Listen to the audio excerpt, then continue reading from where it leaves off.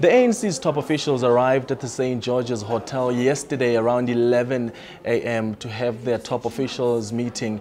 The rest of the NEC members joined that meeting around 2 p.m. in the afternoon, and that's when talks around President Jacob Zuma's fate really started, with supporters and critics of President Jacob Zuma stating their cases on why they think President Jacob Zuma should resign or should not leave office anytime soon.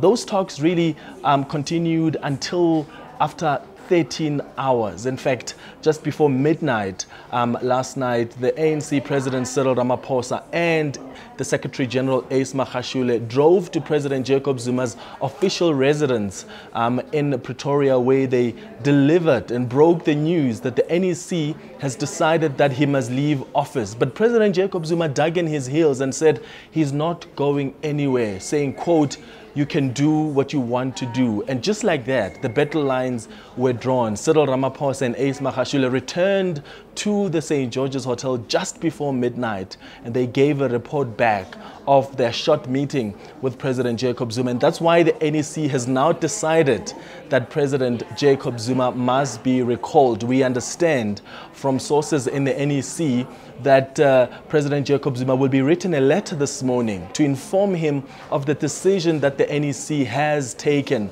that they will recall him now that he refused to step down when he met with Ramaphosa and Ace Magashule last week. What we also hear from NEC sources is that Jacob Zuma had actually agreed to step down earlier this week when those talks with Cyril Ramaphosa were at their initial stages. Remember, Ramaphosa characterized those talks as fruitful and constructive. We understand that the president has now gone back on his word and says he's not going anywhere. The NEC will then take a decision to instruct its members of parliament to table a motion of no confidence in President Jacob Zuma, because the ANC constitutionally can't remove the president. The president was appointed through parliamentary processes, so he must also be removed through those parliamentary processes. So essentially, the move now is with the president. The ball is in his court.